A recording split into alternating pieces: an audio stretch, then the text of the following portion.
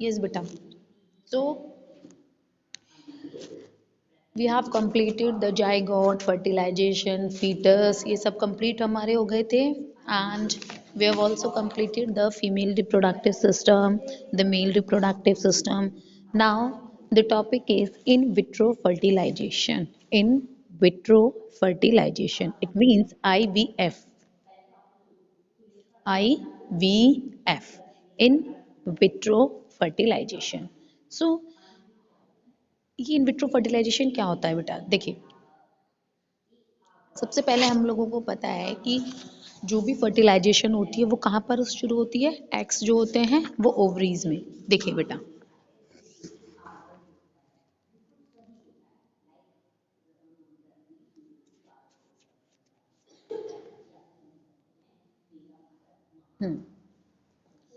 As we know that, जो भी sperms होते हैं वो स्पर्म्स कहाँ पर जाकर मीट होते हैं?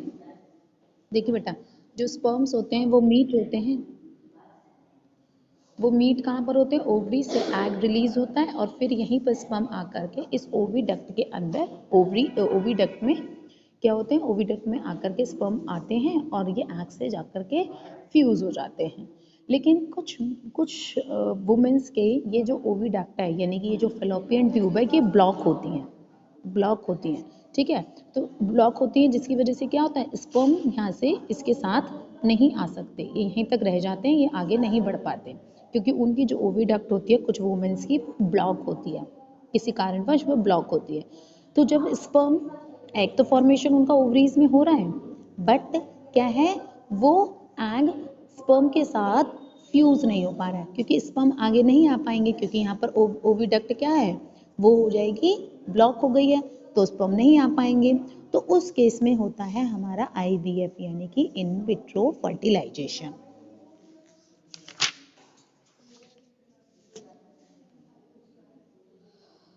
तो बेटा, इन विट्रो फर्टिलाइजेशन में क्या होता है? It is the technique which helps the women with the blocked oviduct in having babies.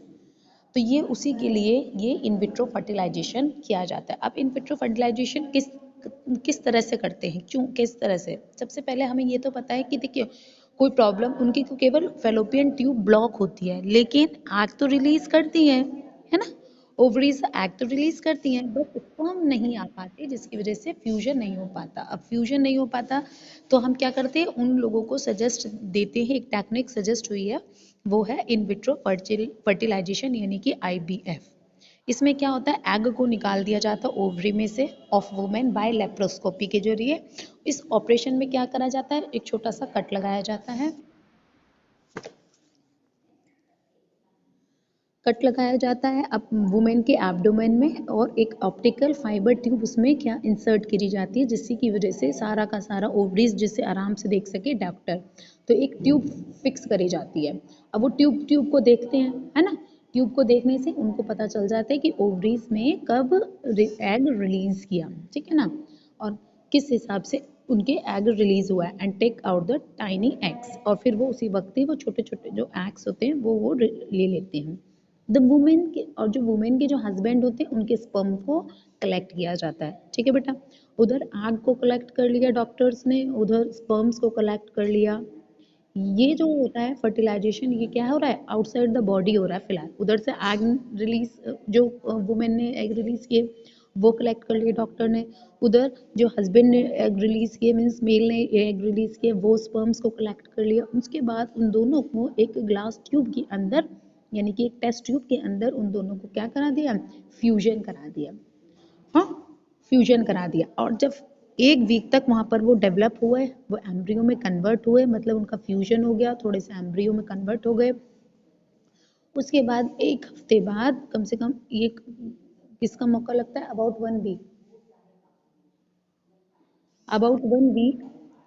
इसमें क्या होता है, जो भी है ना एम्ब्रियोज बनता है वो किस में कर दिया जाता है, वुमेन की यूट्रस में ट्रांसफर कर दिया जाता है, यानी कि इम्प्लांट कर दिया जाता है आराम successfully.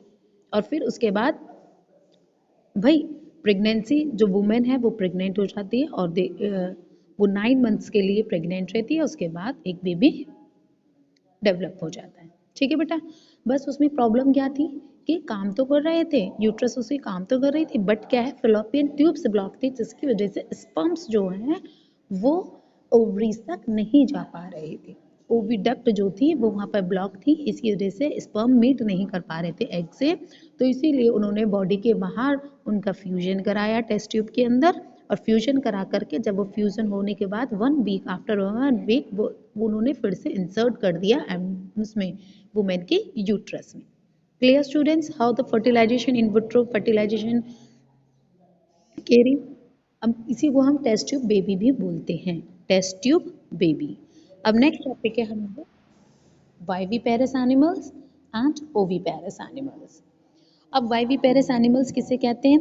Those animal which give birth to young ones are called viviparous animals, यानी कि जो छोटे बच्चे को जन्म देते हैं वो वाइविपेरस होते हैं, और ओविपेरस एनिमल्स होते हैं वो एनिमल जो एग एग हैच करते हैं, मतलब दे ले द एग्स, तो वो हो गए ओविपेरस। समझ आ गया वाइविपेरस किसे कहते हैं? वाइविपेरस हम लोग हो गए, कैट डॉग हम लोग सब वाइविपेरस हो गए, ओविपेरस हो गए, हैन डक ये सब क्या हो गई? ओविपेरस हो गए। ठीक है बेटा, जो एग ले करते हैं वो ओविपेरस एनिमल्स होते हैं, और जो बेबी बॉर्न होते हैं वो होते हैं viviparous animal. Clear students, next topic है हमारा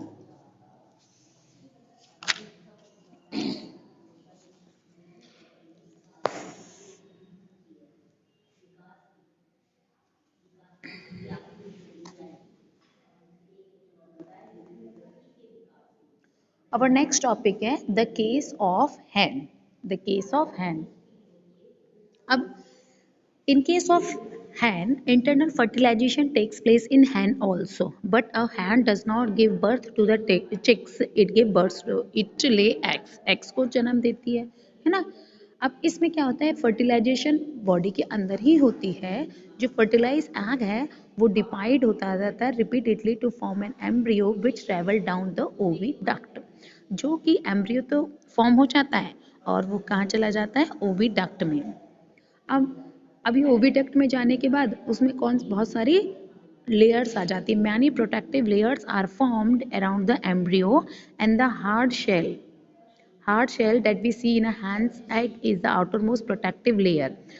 देखो बेटा, एग एग के केस में क्या होता है, हैन के केस में कि ये जो फर्टिलाइजेशन बॉडी के इनसाइड तो होती है, बट ये क्या है, चिक्स को है ना बर्थ नहीं करती, ये अंडे देती है। क्यों? क्योंकि ये जो क्या होता है इसमें इसके फॉर्मेशन में क्या होता है, जैसे फर्टिलाइजेशन हुआ, एम्ब्रियो ट्रैवल हो गया ओविडक्ट में, यानी फेलोपियन ट्यूब्स में चला गया, फेलोपियन ट्यूब्स में उसकी प्रोटेक्टिव लेयर्स बन गई, जो एक शेल भी जो शेल होता है, एग शेल जो होता है ना, वो आउटर मोस्ट प्रोटेक्टिव लेयर होती है, जिससे कि आग जो है वो क्या है, प्रोटेक्ट रहे।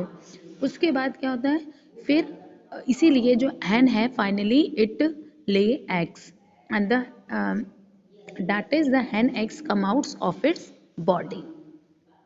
उसके बाद वो क्या करती है बेटा, वो वो पूरी तरह से डेवलप तो नहीं हो पाता ना, बस एग शेल बनते हैं, तो इसीलिए उसे डेवलप करने के लिए उसको क्या होता है 3 वीक्स और लगते हैं, जो कि पूरा का पूरा उसमें चिक कन्वर्ट हो जाए, जिसकी वजह से वो हैचिंग करते हैं। इसमें क्या होता है, वो जो हैन है वो अपने एग के ऊपर क्या होती है, उसको कवर करके रखती है, उसके ऊपर बैठ जाती है, जिसकी वजह से उसको पूरा प्रॉपर टेम्परेचर मिलता रहे, और पूरा टेम्परेचर मिलने पर ही वो उसमें से एग में से चिक जो है वो हैच हो जाती है, यानी हैच आउट हो जाती है।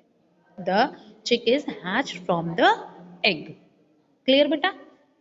देखिए इसमें है ना, दिखा भी रखा है पिक्चर में, देखो ये रहा, ये चिक एम्ब्रियो है, ये यॉल्क हो गया, एंड दिस इज एल्ब्यूमिन, जो वाइट पोर्शन होता है, yellow portion is the yolk and it's the egg shell. अब यहाँ पर देखो डेवलपिंग हो रहा है, देखो इधर देखो, ये बीक वगैरह निकल गई ना, तो और आईज वगैरह, तो developing chick embryo, and then after that fully formed chick. और जैसे ही वो चिक कम्प्लीटली है ना डेवलप हो जाता है, फिर जो एग शेल होती है वो ब्रेक हो जाती है, एंड द चिक comes out, and in this way the चिक इज बॉर्न। ठीक है बेटा? अब जैसे इस डेवलपमेंट में जो एम्ब्रियो होता है उसको सारा खाना कहाँ से मिलता है, उसको खाना मिलता है एग यॉल्क से, ठीक है।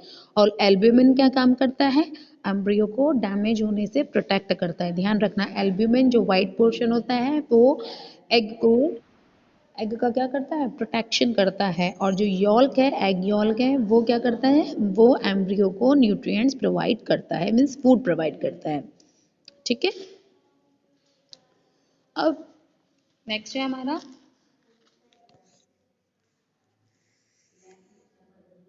जैसे कुछ जो एम्ब्रियोज होते हैं, जैसे ह्यूमन के हो गए, कैट के हो गए, डॉग के होते हैं, ये जो एम्ब्रियो होते हैं ये मदर की यूट्रस के अंदर ही ग्रो करते हैं, और जब वो फुली डेवलप हो जाते हैं देन उसके बाद वो बॉर्न हो जाते हैं, ठीक है बेटा। नेक्स्ट है हमारा मेटामॉर्फोसिस। मेटामॉर्फोसिस, मेटामॉर्फोसिस किसे कहते हैं, the process of transformation from an immature form of an animal like larva to its adult form in two or more distinct stages is called metamorphosis. metamorphosis कहते हैं जिसमें एक जो लार्वा होता है वो अडल्ट में कन्वर्ट होता है, और जिसके प्रोसेस में कई चेंजेस जो होते हैं उसी प्रोसेस को बोलते हैं हम मेटामॉर्फोसिस। क्या बोलते हैं हम, मेटामॉर्फोसिस। जैसे फॉर एग्जांपल फ्रॉग के अंदर, फ्रॉग के अंदर क्या होता है बेटा, पहले एग,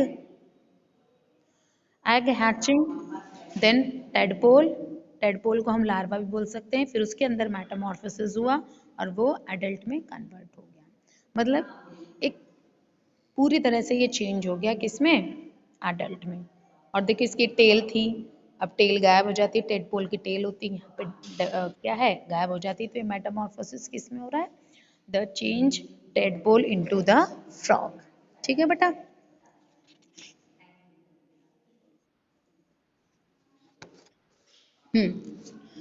अब टेडपोल क्या होता, अब बेटा टेडपोल जो है वो वाटर के अंदर रहता है, लेकिन जब उसमें मेटामॉर्फोसिस हो जाती है, एडल्ट बन जाता है, तो वो किसमें, अपना जमीन पे आराम से रह सकता है। बट टाइडपोल नहीं रह सकता, क्योंकि टाइडपोल के तो होते हैं गिल्स, और जब वो फ्रॉग में कन्वर्ट हो जाते हैं, फ्रॉग के आ जाते हैं लंग्स, तो वो आसानी से ब्रीथ कर सकता है ऑन द लैंड ऑल्सो, ठीक है बेटा। अब देखिए दूसरा, हाँ हमारे जो एडल्ट है, एडल्ट के वैप्ड फीट बन जाते हैं which help it to swim in the water and also to hop in the land, ठीक है, हॉप ऑन द लैंड। अब मैंने बता दिया कि उसके तो लंग्स होते हैं ब्रीथिंग के लिए, और टेडपोल की मॉइस्ट स्किन होती है ब्रीथिंग के लिए। तो इस तरह से ये जो है, ये जो चेंजेस होते हैं, तो ये चेंजेस को हम बोलते हैं मेटामॉर्फोसिस, मेटामॉर्फोसिस। और एम्फीबियन किसे कहते हैं, which can live in water as well as on land, they are called the amphibian.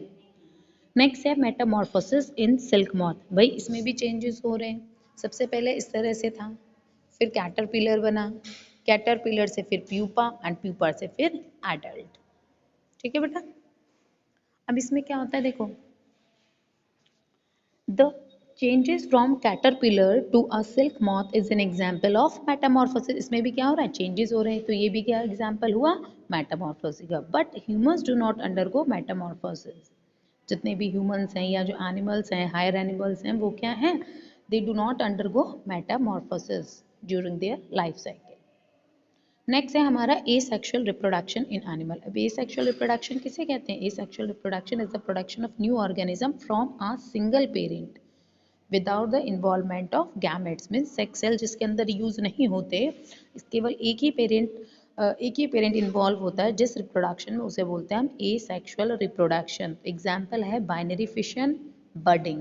देखो मैंने उस दिन भी एग्जाम्पल बताया था इसका ए सेक्शुअल का, दोबारा से देख लीजिए। अमीबा, अमीबा में क्या होता है, ये स्प्लिट हो जाता है, स्प्लिट हो जाता है, देखिए यहाँ पर न्यूक्लियस जो है वो थोड़ा सा क्या हुआ, लेंथ इसकी ज़्यादा हो गई, लेंथ होने से यहाँ से ये डिटैच हो गया, ये स्प्लिट हो गया, स्प्लिट होने से ये टू डॉटर न्यूक्लियाई में कन्वर्ट हो गए, टू डॉटर न्यूक्लियाई में कन्वर्ट हो गए, और साइटोप्लाज्मा भाई वो साइटोप्लाज्म भी डिवाइड हो गया यहाँ से। मैंने बताया था ना कि सेल के अंदर जो डॉट टाइप में होता है वो साइटोप्लाज्म होता है, यानी jelly like structure present in the fluid like structure present in the cell is called the cytoplasm. अब ये जो है टू डॉटर उसमें कन्वर्ट हो गए, ये देखिए टू डॉटर सेल्स में ये कन्वर्ट हो गए, फिर ये जो डॉटर सेल है फिर ये अगेन कन्वर्ट हो जाएंगे किसमें, 4 डॉटर न्यूक्लियाई में कन्वर्ट हो जाएंगे। इस तरह से ये अमीबा की ग्रोथ होती है।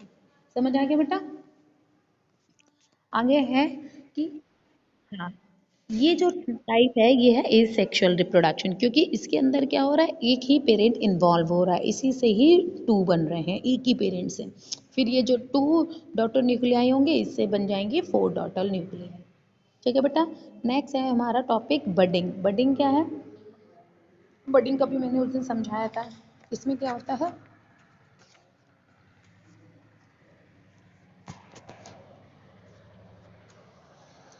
देखिए बेटा, ये है हमारा क्या, पेरेंट हाइड्रा। पेरेंट हाइड्रा, यहाँ से एक बड फॉर्म हुई है, बड फॉर्म हुई, बड में ग्रोथ हुई और यहाँ से ये फिर डिटैच हो गई। ठीक है?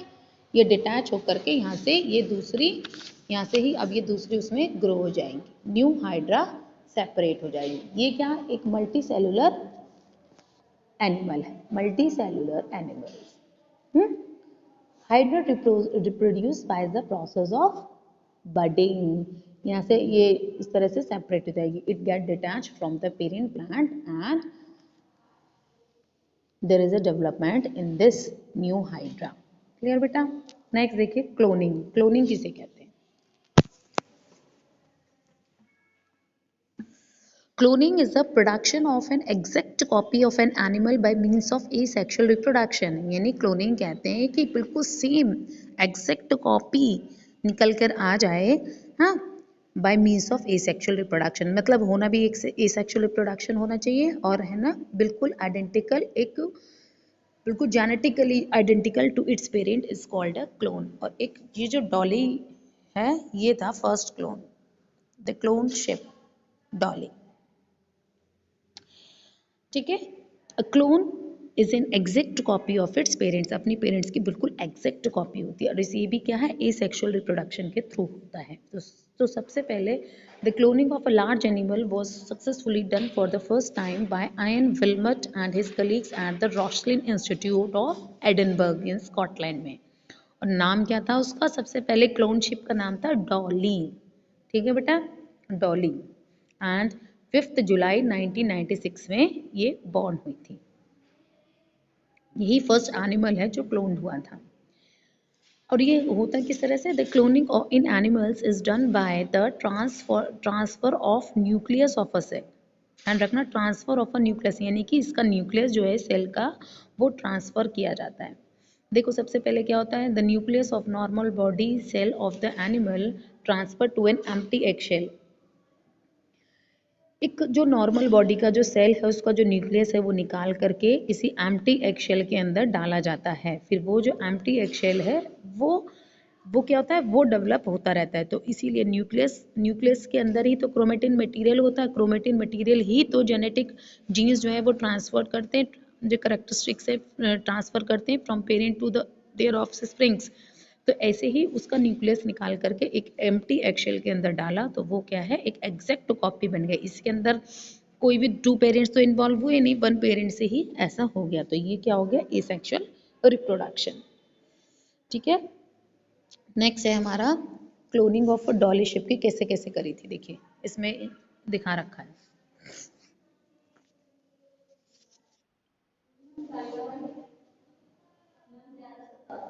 ठीक है?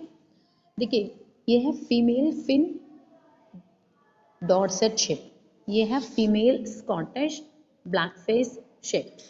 इसका एग लिया, इसका क्या हुआ, normal body cell from mammary gland, empty egg shell, nucleus ले लिया, यहाँ से न्यूक्लियस यहाँ से रिमूव हो गया सबसे पहले, फिर ये एम्प्टी बन गया।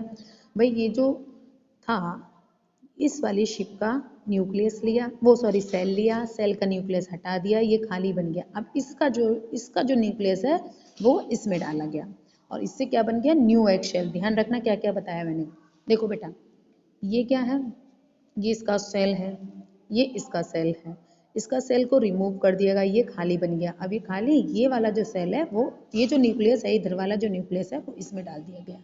तो क्या है, न्यू एग शेल फॉर्म्ड। अब new egg shell formed, it is implanted in the uterus of another female Scottish blackface sheep and egg cell develop into the fetus। में egg shell बनना शुरू हो गया। अब ये क्या हो गया, cloned ship dolly is born which is the exactly copy of the parent. ठीक है।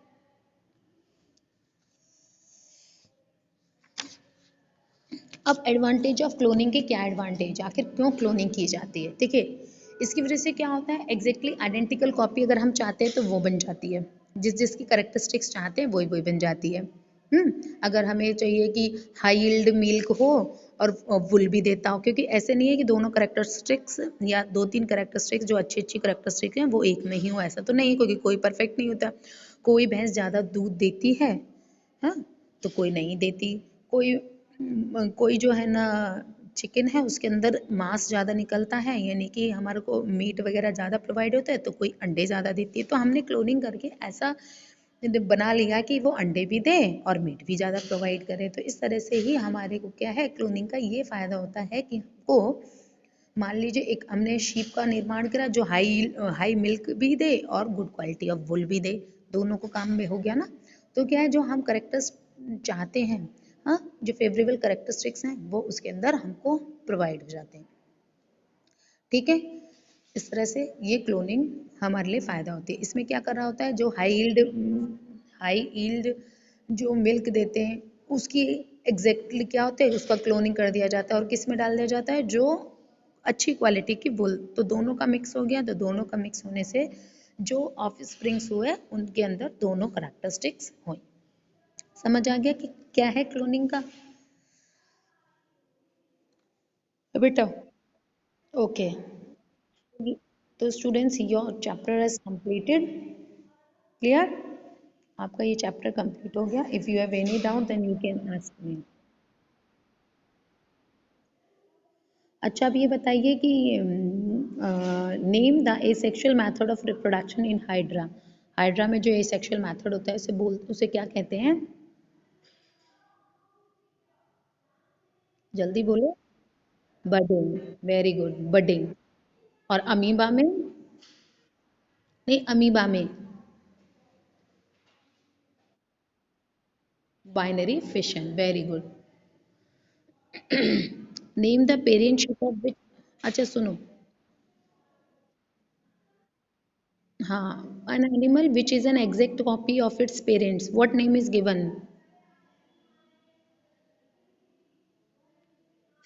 An animal which is an exact copy of its parent, cloned, है ना, cloned animal, जैसे कि उसमें हुआ था डॉली। हम्म, अच्छा ये बताइए, full form of IVF.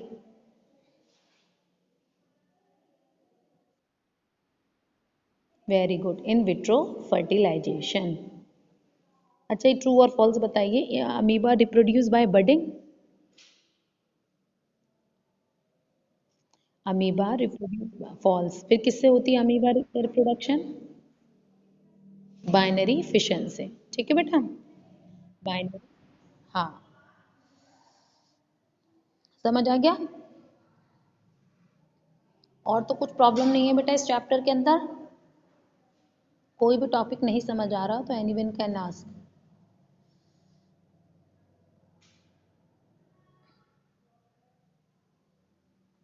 Okay students, no problem, तो then I am going to leave, only the chapter has completed, your syllabus of PT4 have also completed, only question answer is left, clear? Bye everybody.